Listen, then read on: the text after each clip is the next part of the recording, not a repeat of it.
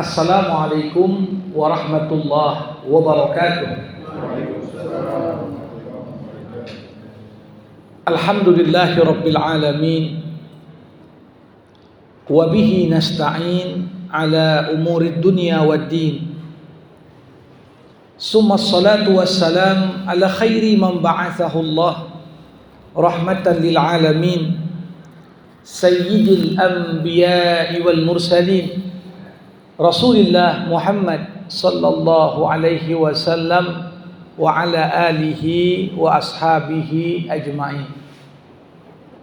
Allahumma 'allimna ma yanfa'una wanfa'na bima 'allamtana wa zidna ilma innaka antal alimul hakim. Bapak-bapak, ibu-ibu, saudara-saudari, jamaah rahimakumullah. Marilah kita tak hentinya memanjatkan rasa syukur kita kepada Allah, seraya memanjatkan puja dan puji hanya kepadanya. Salawat berangkaikan salam kita hadiahkan kepada Rasulullah Muhammad sallallahu alaihi wasallam. Allahumma salli wa sallim wa barik alaihi. Semoga kita tergolong pengikut baginda yang mendapatkan syafaat nantinya.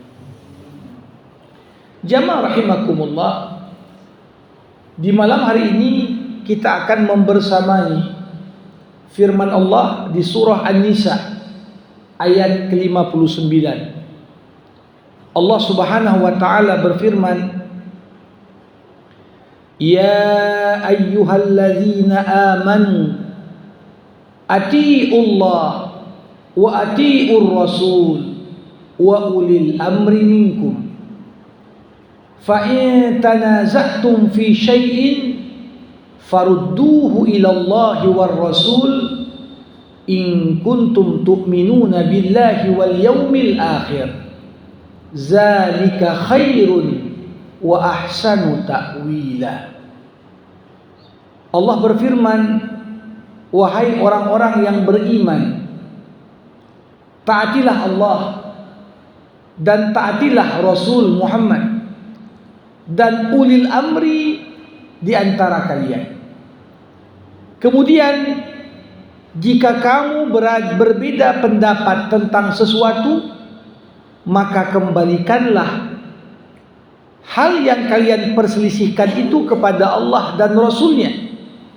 Jika kamu beriman kepada Allah dan hari kemudian, yang demikian itu lebih utama bagimu dan lebih baik akibatnya. Jamaah rahimakumullah, ayat 59 dari surah An-Nisa yang tadi saya bacakan secara umum berbicara tentang perintah kepada kita sebagai orang-orang yang beriman untuk patuh kepada Allah, patuh kepada Rasul dan ulil amri di antara kita. Dan tentunya dalam hidup ini tak terbayangkan bagaimana kehidupan kita akan berjalan dengan baik dan teratur sekiranya kehidupan itu tidak punya aturan. Jadi aturan yang dibuat oleh pihak yang kita taati, yang dibuat oleh pihak yang kita patuhi, ini adalah bagian dari apa yang membawa kebaikan dalam hidup ini. Coba bayangkan kalau hidup ini kita tak takut siapapun, tak mau patuh sama siapapun, maka yang terjadi bagaimana kehidupan itu akan terkesan kacau. Yang kuat memangsa yang lemah, yang kaya mengeksploitasi yang lemah, yang miskin. Begitu juga berlaku al-baqa lil aqwa, yang bertahan adalah yang terkuat. Inilah esensi hukum rimba. Ya. Maka sebenarnya konsep kepatuhan ini berangkat dari satu tujuan yang begitu besar dalam hidup ini, Allah menghendaki adanya keteraturan dalam kehidupan kita. Makanya Bapak Ibu, kalau kita lihat alam semesta ini diciptakan dengan begitu rapi, begitu teratur. Ini menunjukkan apa? Semua yang ada di alam semesta patuh tanpa terkecuali kepada penguasa mutlak. Itulah Allah. Sekiranya baik secara sukarela ataupun terpaksa kita bisa nggak patuh sama Allah, nggak akan kita lihat keteraturan yang ada di alam semesta.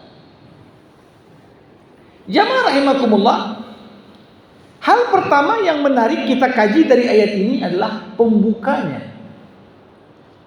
Ayat ini diawali dengan seruan keimanan. Ya ayyuhalladzina amanu. Para ulama mengatakan mana ayat diawali dengan seruan iman, pertama menandakan ayat itu adalah ayat Madaniyah, ayat yang turun setelah Nabi Muhammad hijrah ke Madinah. Karena kita tak temukan di Mekah Allah seru orang-orang beriman, walaupun orang beriman ada. Tapi kondisi di Mekah, karena jumlah orang beriman itu sedikit, jumlah orang beriman itu berbaur di tengah-tengah masyarakat yang kafir, tak terlalu kelihatan apa yang menjadi ciri keimanan. Maka inilah salah satu alasan kenapa umat Islam itu perlu hijrah. Walaupun mungkin kita tinggal di wilayah mayoritas kafir pun bisa kita ibadah, tapi eksistensi umat Islam tidak akan pernah nampak jelas. Sehingga karena nggak jelas, Allah pun tak panggil. Kita baru manggil, ini jelas nih muslim, kenapa keluar dari masjid? Ini jelas nih muslimah, kenapa berpakaian hijab yang syar'i, dia tutup aurat. Baru kita bilang, wahai muslimah, wahai muslim. Tapi kalau walaupun dia sholat, tapi pada esensi tampilan luarnya tak nampak, akan sangat sulit kita panggil. Maka panggilan ya ayyuhalladzina amanu ditujukan kepada kelompok khusus, kelompok orang-orang beriman yang keimanannya itu diimplementasikan bukan hanya dalam konteks kehidupan individunya, tapi juga dalam konteks kehidupan sosial kemasyarakatannya.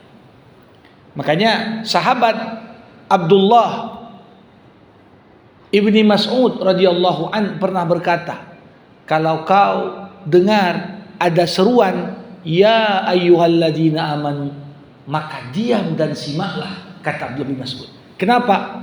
Karena setelah panggilan itu pasti ada seruan terhadap kebaikan atau ada peringatan terhadap keburukan. Makanya dalam Quran sekitaran 100 ayat diawali dengan ya ayyuhalladzina amanu.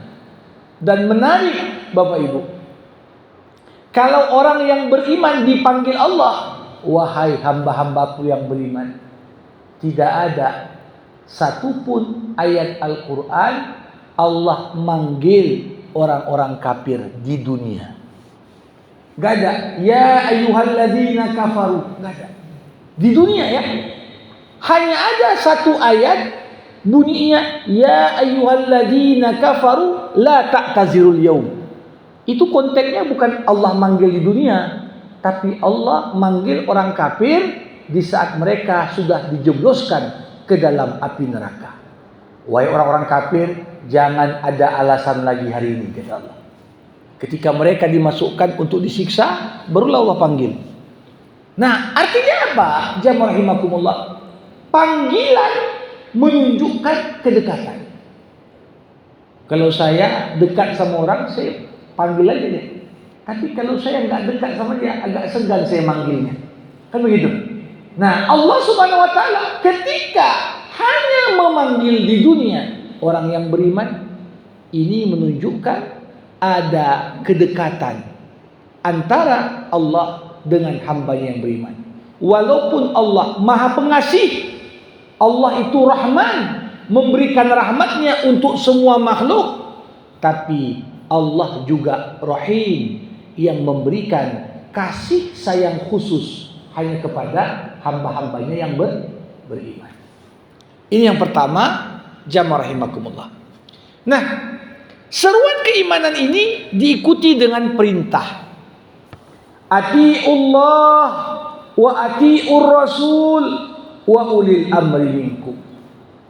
Allah katakan, patuhi Allah, patuhi Rasul, dan ulil amri di antara kalian. Satu hal yang tentunya menarik untuk kita lihat, ketika Allah minta kita mematuhi Allah, disebutkan kata atiu berdiri sendiri.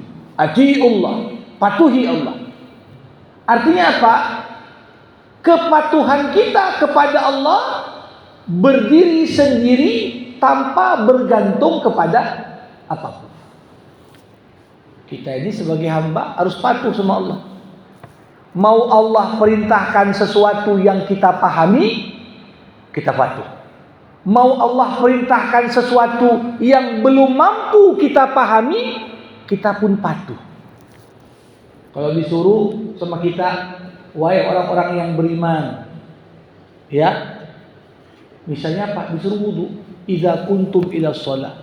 Mungkin kita paham, oh wudu ini namanya mau jumpa sama Allah, ya harus suci lah, ya harus bersih lah. Allah Maha Suci, Maha Bersih, masa kita menghadap? Mungkin bagi akal memahami maksud. Tapi berapa banyak perintah Allah, bahkan akal manusia pun tak mampu memahaminya. Seperti perintah Allah pada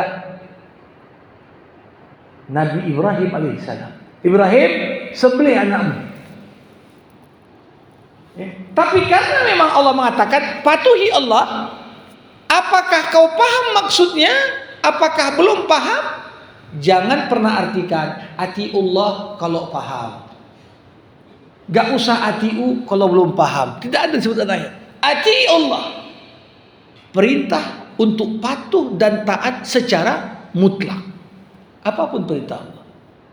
Apakah perintah Allah itu maqulul makna, mungkin bagi akal untuk mengetahui maksudnya, atau perintah Allah itu ghair maqul makna, tak bisa dijangkau oleh akal.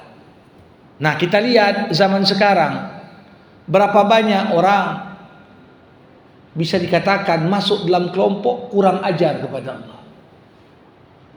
Mereka patuh ketika perintah Allah itu nampak rasional. Ketika disuruh puasa, dia tengok riset, oh puasa itu bagus, biar organ pencernaan istirahat. Oh, puasalah kita. Tapi ketika disuruh mungkin perintah yang lain belum dipahaminya, berapa banyak orang patuh terhadap beberapa perintah namun menolak perintah Allah yang lain. Nah, jadi kepatuhan yang Allah minta adalah kepatuhan yang sifatnya menyeluruh. Jangan beberapa ayat dipatuhi, ayat yang lain gak mau dipatuhi, semata-mata karena kepentingan kita bertentangan dengan perintah Allah tersebut. Atiullah, patuhi Allah dengan mengerjakan segala apa yang diperintahkannya dan meninggalkan segala apa yang diharamkannya. Nah, ini dia maknanya. Atiullah, patuhi Allah. Patuhi Allah dalam setiap aturannya. Dalam Islam, Bapak Ibu, tidak ada satupun perbuatan manusia yang mukallaf, berakal, sudah balik, kecuali perbuatan mukallaf itu dapat dikenakan satu dari 5 hukum. Bisa perbuatannya wajib, bisa sunnah, bisa makruh, bisa haram, bisa mubah. Wajib, sunnah, makruh, mubah, ini namanya halal. Haram, ini namanya haram. Yang halal boleh dikerjakan. itu bagian dari kepatuhan kita kepada Allah. Yang haram wajib ditinggalkan. Itu bagian dari kepatuhan kita kepada Allah. Wahai orang yang beriman, patuhilah Allah. Nah, kemudian mematuhi Allah saja tak cukup. Perintah mematuhi Allah ini digandengkan dengan perintah selanjutnya. Wa atiur rasul. Sebagaimana kau patuhi Allah dengan berdiri sendiri, kau patuhi juga perintah Rasul dengan berdiri sendiri. Pengertiannya apa? Gak mungkin Nabi Muhammad sallallahu alaihi wasallam menyuruh sesuatu yang Allah larang. Gak mungkin. Gak terbayangkan Nabi katakan silakan kau buat. Kemudian ada ayat Allah melarang untuk melakukan perbuatan itu. Gak mungkin. Makanya kepatuhan kita kepada Rasulullah Muhammad SAW, kepatuhan yang berdiri sendiri. Apakah perintah Nabi itu sejalan dengan perintah Allah? Ataukah perintah Nabi itu tidak kita temukan langsung pada perintah Allah? Banyak hadis Nabi, Rasulullah itu membuat hukum baru, gak ada ayatnya, tapi menjadi dasarnya adalah hadis Nabi. Misalnya, dilarang dalam Islam menurut Quran itu apa? Menikahi, mempoligami seorang wanita dengan saudari kandungnya. Itu tidak boleh. Di waktu bersamaan, istri pertama kakaknya, istri kedua adik kandung istri pertamanya, nggak boleh itu. Itu disebutkan dalam teks Quran. Namun hadis Nabi menambahkan apa yang tak disebutkan dalam Quran. Apa kata Nabi? Haram seorang berpoligami, istri pertamanya adalah bibinya, kemudian istri keduanya adalah ponakan dari istri pertama. Nggak boleh.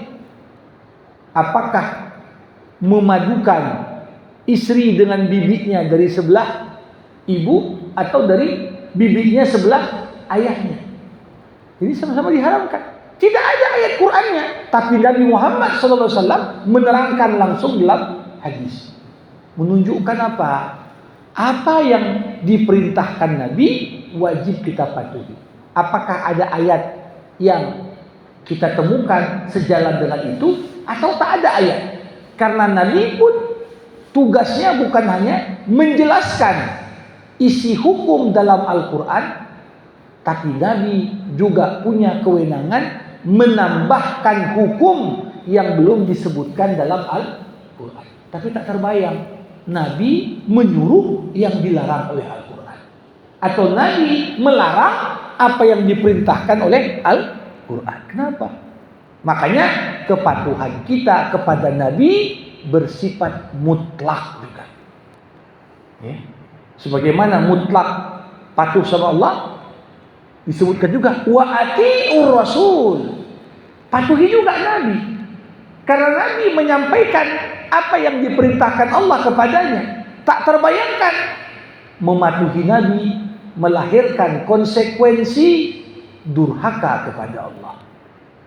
Karena Nabi mencontohkan sendiri, innama ana rahmatun muhda, kata Rasul. Aku adalah rahmat. Ya Allah utus pada umat manusia untuk menjadi perantara sampainya hidayah. Jemaah rahimakumullah. Namun yang paling menarik, Allah enggak katakan atiullah wa atiur rasul wa atiu ulil amri minkum. Dalam konteks patuh kepada ulil amri, Allah tak mengulang lagi kata atiu. Untuk Allah ada atiullah, untuk Rasul ada wa atiur rasul. Tapi ulil amri enggak disebutkan wa atiu ulil amri minkum, tapi wa ulil amri minkum. Apa makna redaksi ini?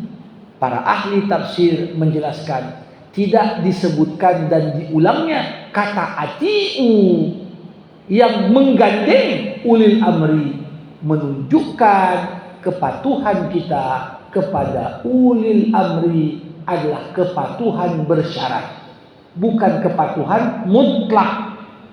Apa syaratnya? Selama perintah ulil amri tak bertentangan dengan perintah Allah, sebagaimana tak bertentangan dengan perintah Rasul. Jamaah rahimakumullah. Apa sebenarnya arti ulil amri? Dalam bahasa Arab kata uli artinya pemilik, amri urusan. Jadi secara bahasa ulil amri pemilik urusan. Pengertiannya di sini orang yang pada dirinya terdapat kuasa dan otoritas untuk mengatur urusan orang banyak. Itulah makna ulil amri. Jadi kalau dalam konteks rumah tangga, siapa ulil amrinya? Suami, pimpinan rumah tangga. Dia yang ngatur berapa kasih nafkah, dia yang ngatur jajan anak, ya. Dia ulil amri. Dalam konteks masyarakat, siapa ulil amri? Pemimpin di masyarakat itu. Yang mana urusan hajat hidup orang banyak dia yang ngurus.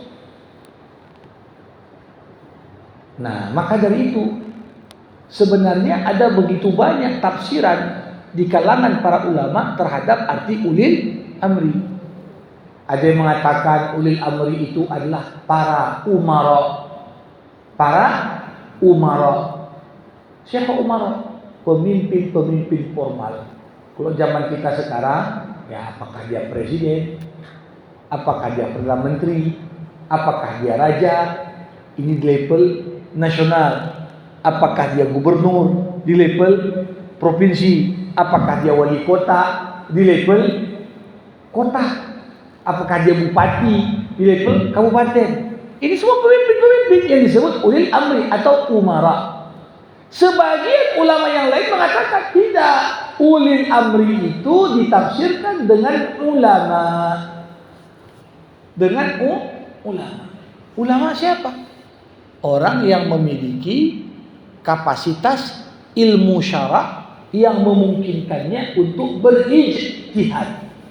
Manapun urusan berkaitan dengan keamanan, dengan ekonomi, dengan budaya, dengan pendidikan, dengan ilmu yang dimilikinya, kaum cerdik pandai ini dapat memberikan pandangan untuk penyelesaian. Inilah pengertian ulama. Bukan hanya ulama dalam konteks ulama ilmu syariah,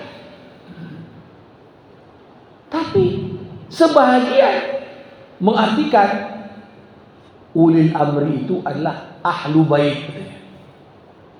Ini keturunan Nabi Muhammad SAW, karena dianggap Rasulullah dalam konsepsi beberapa sekte Syiah sepeninggal Nabi yang paling berhak gantikan posisi Nabi adalah Ali. Kalau Ali sudah tidak ada, ia turun pada keturunan-keturunannya. Maka konsep ulil amri sebenarnya adalah berada pada ahlu bait. Ini pandangan orang Syiah. Tapi pandangan yang paling kuat, khususnya yang dipilih para ulama ahlu sunnah wal jamaah, ulil amri diartikan dengan umara dan ulama bersamaan. Umara dan ulama bersamaan. Nah, ini realitanya pun kalau kita lihat, ini cukup jelas Bapak Ibu. Biasanya yang namanya umara itu identik dengan pemimpin formal. Dialah menjadi orang yang dari sisi kekuasaan formal dia punya kekuatan seperti yang saya sebutkan tadi. Tapi di sisi lain kaum cerdik pandai, apakah ulama syariah, apakah kaum cerdik pandai intelektual, ini adalah para pemimpin informal. Karena di tengah masyarakat banyak orang pun kadang-kadang tak percaya dia sama gubernur, tak percaya sama wali kota. Dia tanya, macam mana lah Prof katanya, macam mana lah Tuan, macam mana lah. Ditanya pada kaum yang cerdik pandai. Nah, jamaah rahimakumullah, kenapa ini terjadi? Sebenarnya di dalam aturan Islam, syarat pemimpin tadi bukan hanya memiliki kekuasaan politik, tapi hendaknya pada pemimpin terhimpun kapasitas keilmuan yang mumpuni. Jadi kalau kita lihat Rasulullah, dia umara, dia juga ulama. Bahkan para pengganti Rasulullah, Abu Bakar, Umar, Utsman, Ali, ini mereka adalah umara, punya otoritas kekuasaan. Tapi di waktu bersamaan mereka juga sangat paham. Tapi yang terjadi adalah ketika sistem pemerintahan dan sistem politik di tengah-tengah umat berpindah dari sistem khulafaur rasyidin menjadi sistem dinasti, yang terjadi apa? Karena kekuasaan itu diwariskan tak jarang. Mungkin ayahnya kompeten, ayahnya ilmuwan, tapi karena kemudian dia serahkan, penggantiku harus anakku, tak jarang justru pengganti dan konsep putra mahkota yang disiapkan dalam sistem dinasti ini justru melahirkan orang-orang yang tak kompeten. Mau dibilang jangan patuh, ya, tapi kekuasaan otoritas ada pada dia. Tapi sangat tidak didukung oleh kapasitas keilmuan. Maka disinilah seperti terjadi apa yang kita sebut dengan dikotomi dalam konsep ulil amri. Yang sebelumnya itu menyatu, dia itu punya kuasa, dia juga punya ilmu, lambat laun berpisah. Ada orang karena sistemnya dirancang, dia bisa mewarisi kekuasaan, tapi di sisi lain nggak kompeten. Ada orang ilmuwan, kaum cerdik pandai, tapi karena kekuasaan tak mungkin sampai pada mereka, maka dianggaplah para ulama sebagai pemimpin informal. Nah, disinilah letak luar biasanya ayat ini. Coba bayangkan Bapak Ibu, kalau Allah Subhanahu wa taala berfirman, "Atiullah wa atiur rasul wa ati'u ulil amri minkum." Yang terjadi apa? Mungkin kalau pemimpinnya model Abu Bakar, Umar, Utsman, Ali, dipakai pun wa ati'u ulil amri minkum, enggak akan menimbulkan problem. Ya. Tapi seakan-akan ayat ini memang untuk diberlakukan sampai datang hari kiamat kelak. Akan datang suatu masa di mana pemimpin secara politik kita nggak bisa katakan dia bukan pemimpin. Tapi sisi lain, nggak semua cakapnya pun perlu kita patuhi. Karena boleh jadi karena kedangkalan ilmunya, karena under capacity, kemampuannya nggak layak sebenarnya di situ. Sehingga pada akhirnya harus kita pahami, jangan semua, oh ini kan kata presiden, oh ini kan kata raja, oh ini kan kata wapres. Udah, semuanya orang dengar aja. Oh iyalah, seakan-akan itu adalah firman Tuhan yang tak boleh diganggu gugat. Maka ayat ini mengingatkan kepada kita, wa atiullah wa atiur rasul wa ulil amri minkum. Jemaah rahimakumullah. Kalau kita perhatikan ayat ini juga menarik sekali. Allah katakan bukan saja wa ulil amri, tapi ada kata-kata minkum. Minkum. Kata minkum ini tak pernah terbayangkan, punya makna yang cukup dalam. Di saat India dijajah oleh Inggris, ketika itu Inggris ini babak belur menghadapi perlawanan kaum mujahidin di India. Waktu itu India, Pakistan, Bangladesh masih satu. Yang melawan dan mencoba mengusir Inggris bukan dari orang Hindu, dari orang Islam semua. Sehingga apa? Inggris memutuskan buat agama sempalan. Dibuatlah ada namanya Ahmadiyah Qadiani. Lahirlah gerakan, awalnya ngaku dia bagian dari Islam. Lahirlah gerakan Qadianiyah. Qadianiyah ini dinisbatkan kepada Mirza Ghulam Ahmad yang lahir di kota Qadian. Maka disebutlah gerakan itu Qadiani. Lambat laun pertama Mirza Ghulam Ahmad mengatakan, aku ini sekedar ulama. Lambat laun dia ngaku, Muhammad itu bukan nabi terakhir itu. Aku nabi terakhir. Khatamul Anbiya, bukan penutup nabi, tapi stempel nabi gitu. Aku yang terakhir. Lambat laun bahkan dia mengaku sebagai Tuhan. Nah, apa yang terjadi? Inggris memanfaatkan gerakan sempalan ini untuk merusak semangat jihad. Maka kemudian Mirza Ghulam Ahmad membuat tafsiran sendiri terhadap ayat ini. Dia bilang kepada para mujahidin, para mujahidin, jangan kalian perangi Inggris.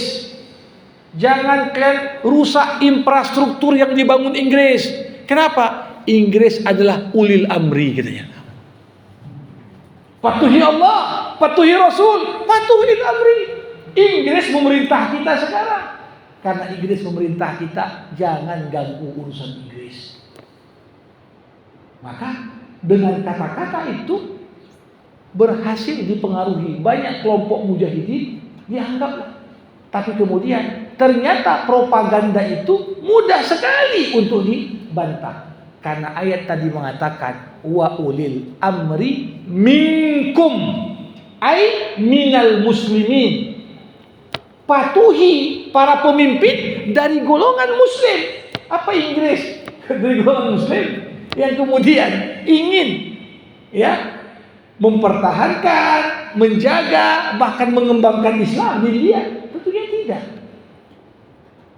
Jadi kata-kata di sini menunjukkan pada kita apa? Jamaah rahimakumullah, bukan hanya perintah untuk mematuhi para pemimpin yang konsisten dengan perintah Allah dan Rasulnya, tapi ayat ini juga mengandung isyarat pentingnya kita memastikan jangan sampai ulil amri kita bukan dari golongan kita. Ulil amri dari siapa? Rupanya ulil amrinya bukan muslim. Padahal Allah katakan di sini wa ulil amri minkum, dari kalian. Dari kalian siapa? Ya kalian orang-orang beriman. Jangan biarkan naik pemimpin itu bukan orang yang beriman. Apakah orang yang gak beriman nanti mungkin apa yang namanya perintahnya sejalan dengan perintah Allah? Apakah mungkin aturan-aturan yang dibuatnya sejalan dengan aturan yang dibuat Rasulullah? Yang jelas, kalau dia berpikir pada orientasi semata-mata ekonomi, ini bagus buat pabrik minuman keras, ini untungnya banyak, bisa membangun ini dan itu. Nah, kalau dibawa kepada timbangan patuhi Allah dan patuhi Rasul, apakah mungkin orang yang bukan dari golongan kita siap untuk menjadikan aturan Allah dan aturan Rasul sebagai acuan hukum positif dalam mengawal pembangunan? Nah, ini satu hal yang kadang-kadang kalau kita lihat ayat ini cukup menarik sekali untuk lihat. Jemaah rahimakumullah. Lantas Allah Subhanahu wa taala melanjutkan lagi, fa in tanaza'tum fi syai'in farudduhu ila Allahi wa Rasul. Kalau kalian berselisih dalam suatu hal, maka kembalikanlah urusan yang kalian perselisihkan itu kepada Allah dan Rasulnya. Jemaah rahimakumullah, salah satu sunnah Allah bagi manusia ini selalu diliputi yang namanya perbedaan. Bayangkan dua anak kembar lahir dari rahim ibu yang sama, ini enggak semuanya sama. Mungkin satu hobi makanan ini, yang lain hobi berbeda. Coba bayangkan, itu manusia keluar dari rahim yang sama. Konon lagi dibesarkan di keluarga yang berbeda, dengan latar belakang pendidikan yang berbeda. Maka jangan heran kalau manusia itu sangat berpotensi untuk berbeda. Berbeda pandangan. Perbedaan itu tidak selalu buruk. Karena perbedaan adalah sunnatullah. Allah gak katakan fa in ikhtalaftum, kalau kalian berbeda. Karena berbeda itu sesuatu yang wajar. Gak mungkin sama semua kita. Tapi Bapak Ibu, yang dilarang dalam agama bukan berbeda, tapi yang dilarang adalah berselisih. Berselisih artinya apa? Perbedaan itu tidak mampu direspon dengan tepat. Perbedaan yang ada itu tidak dapat diterima dengan hati yang lapang. Perbedaan itu memperkeruh suasana, satu pihak mengklaim paling benar dan pihak yang lain diponis paling salah. Maka dari itu, segala bentuk perbedaan-perbedaan yang ada dalam pandangan manusia supaya tidak membawa pada perselisihan, kuncinya farduhu ilallahi war rasul. Kembalikan urusan yang kalian berbeda dalam memahaminya, dalam berpandangan tentangnya kepada Allah dalam Qur'annya dan kepada Rasul dalam sunnahnya. Jadi itu dia aturan main. Kalau kita mau menghambat gak boleh berbeda, ini suatu hal yang mustahil. Mustahil manusia gak berbeda. Kalau kita lihat, kadang-kadang ulama belajar mazhab yang sama dengan guru yang sama, ketika dihadapkan dengan masalah beda cara pandangnya. Konon lagi orang yang memang dari awal udah beda gurunya. Tapi coba bayangkan, selama tujuan kita adalah sama-sama untuk menuju pada kebenaran, perbedaan itu tak akan melahirkan perselisihan. Selama mana yang kita berbeda pandangan tentangnya, kita balikkan pada Quran dan hadis. Ini dia yang sering terjadi Bapak Ibu. Quran itu bukan dijadikan sebagai sumber untuk kita selesaikan perbedaan, tapi Quran disetir untuk menjadi pembenar bagi cara pandangnya. Tafsirannya terhadap Quran dianggap itulah yang paling betul. Yang gak nafsirkan selain ini maka dianggap itu salah. Padahal akhlak seorang mufassir dalam hal-hal yang di sana sifatnya hammadun lil wujuh, mungkin mengandung beragam makna di dalamnya. Maka adab seorang ketika menafsirkan Quran, dia tutup dengan kata-kata wallahu a'lam. Allah yang paling tahu. Ini kemampuanku cuma sampai memahaminya begini. Kalau hal-hal belum sampai dijangkau oleh pemahamanku, maka aku tak paksakan diriku sampai ke sana. Ini adab. Nah, ini dia. Jadi patuhi Allah, patuhi Rasul, dan hanya patuhi ulil amri kalau perintah dan larangannya tak bertentangan dengan perintah Allah dan Rasul. Pastikan pemimpinmu itu adalah dari golonganmu orang-orang beriman. Jangan pula orang beriman mayoritas tapi dipimpin oleh orang tak beriman yang minoritas. Ini satu hal yang tentunya tidak sejalan dengan apa yang disyaratkan ayat ini. Kemudian perbedaan adalah hal yang lumrah dan sunnatullah, tapi perselisihan harus kita cegah dengan senantiasa berpegang pada Quran dan hadis. Nah, di penutup ayat Allah katakan, in kuntum tu'minuna billah wal yaumil akhir zalika khairun wa ahsanu ta'wila. Kalau kau beriman pada Allah, beriman pada hari akhir, maka hendaklah engkau jangan berselisih. Jangan kemudian meninggalkan Quran dan hadis sehingga membuat perbedaan yang ada merusak persatuan, memecah belah di antara sesama orang-orang beriman. Karena orang yang beriman pada Allah, beriman ada hari kiamat, dia tahu kebenaran itu datangnya dari Allah. Segala sesuatu itu untuk kita tahu apakah dia benar atau salah, ditimbang dengan timbangan Al-Quran dan Sunnah Rasulullah. Kalau cakapnya sejalan, kita terima. Kalau cakapnya nggak sejalan, maka kita tolak. Inilah prinsip orang-orang beriman. Nah, jamaah rahimakumullah, kata-kata penutup ayat, zalika khairun wa ahsanu ta'wila. Ketika kita timbang segala apa yang kita perselisihkan itu dengan timbangan Quran dan Sunnah, itulah yang lebih utama bagimu dan lebih baik akibatnya. Jadi ayat ini mengisyaratkan kalau kita berbeda, perbedaan itu tak kita kembalikan pada Quran, tak kita kembalikan kepada hadis, maka akibatnya akan semakin lebih buruk. Bisa urusan kecil jadi besar.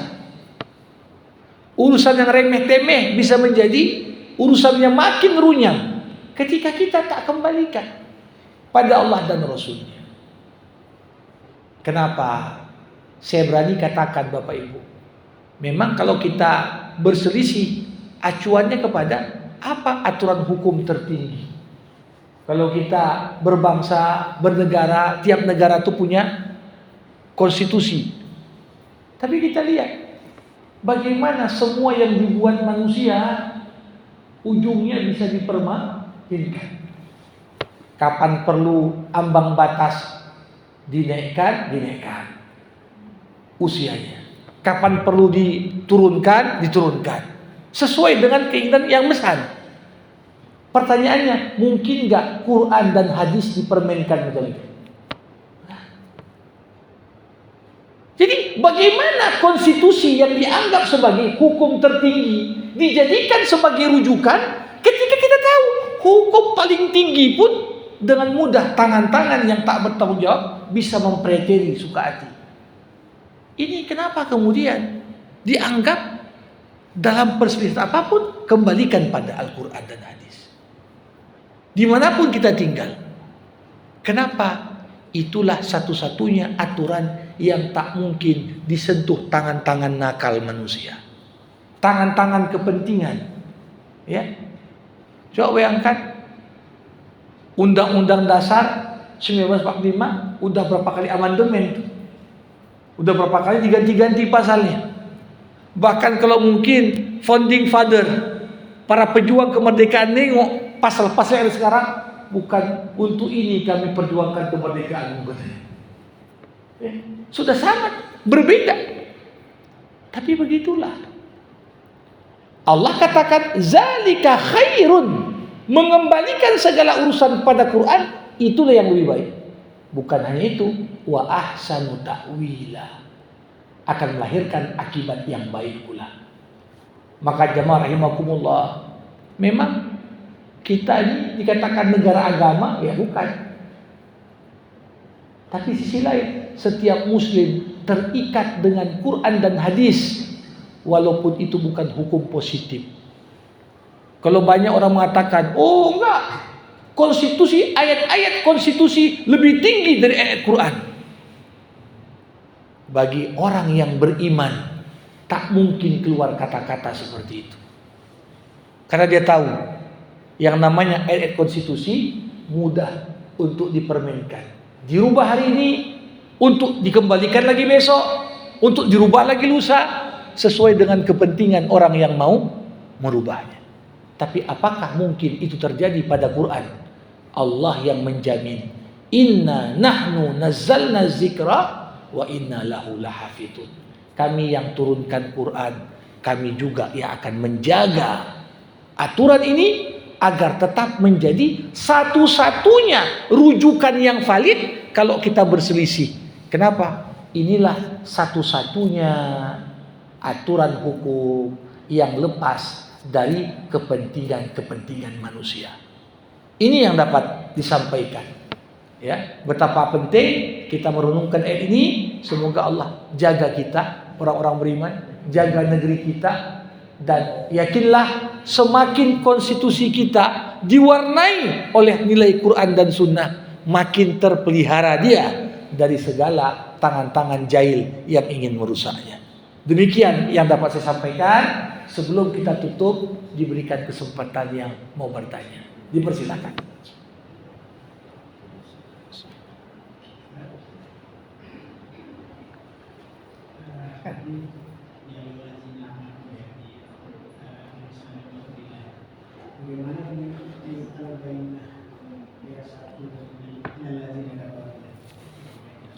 Ya.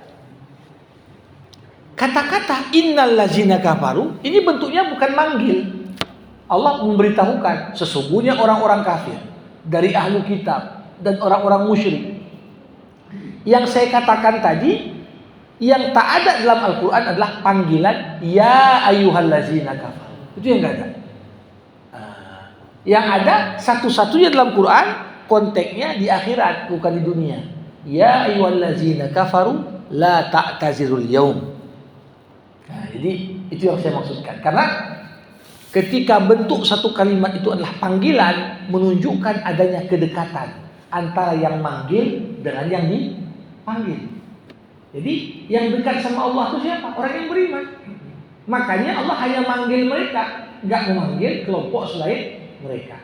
Kalau di Mekah, ya ayuhan nas, dipanggil manusia secara umum.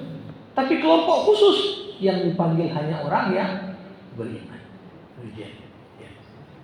Baik Bapak Ibu rahimakumullah, kita padakan untuk jumpa kita malam hari ini. Sama kita tutup dengan doa. Alhamdulillahirabbil alamin. Hamdan yuwafi ni'amah wa yukafi'u mazidah. Ya Rabbana lakal hamdu kama yanbaghi li jalali wajhikal karim wa li 'azimi sultanik. Allahumma salli ala Sayyidina Muhammad wa ashghilidh dhalimin bidh dhalimin wa akhrijna min bainihim salimin.